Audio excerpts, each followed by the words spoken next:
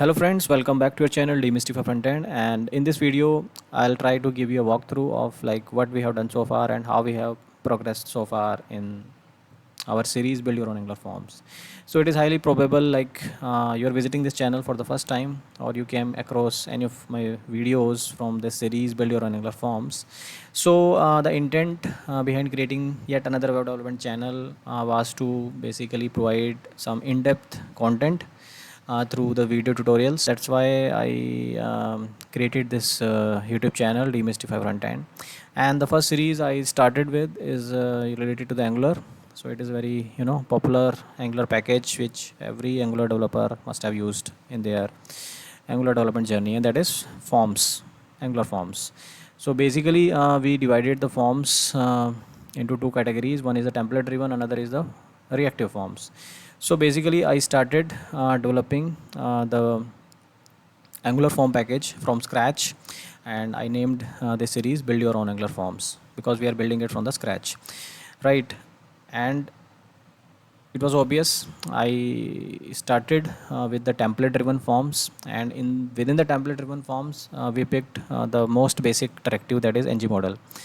So in the initial video, if you see building Angular form package, create ng model. So here we started with a basic, very basic, bare minimum, implementation of ng model, like how ng model takes the input and provides the two-way data binding.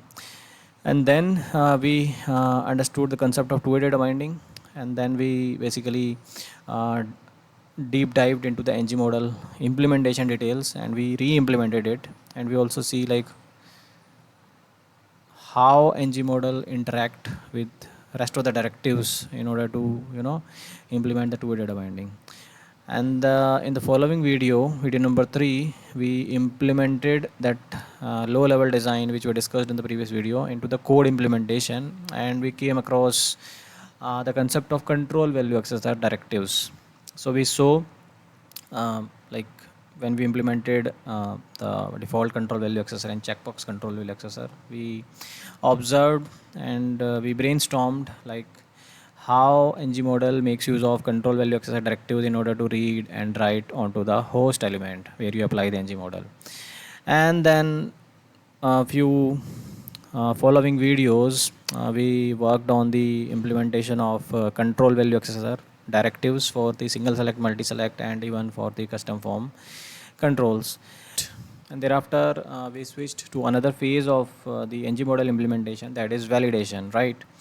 So we discussed how template driven validation works under the hood. We discussed different parts of the validation and how these different parts interact with each other to make the validation possible. And while doing so, we introduced concept of form control, form models, right? So we started with the implementation of form control and abstract control classes. So we implemented, also unit tested the functionality. Then we added the support of validation in our ng model implementation.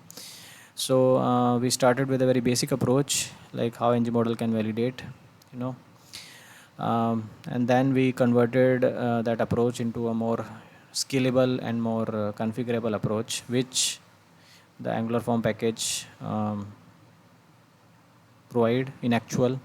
Then we also discussed around the scenario like where we have multiple validations applied on a form element where you have your ng model directive applied. So we saw how we composed the multiple validations into a single validation function and applied it on the form model, that is form control.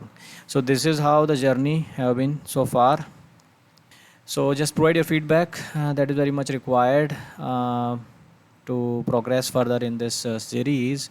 And in the next video we will basically optimize our form validation further. So let's see you in the next video. Till then, bye bye. Thank you.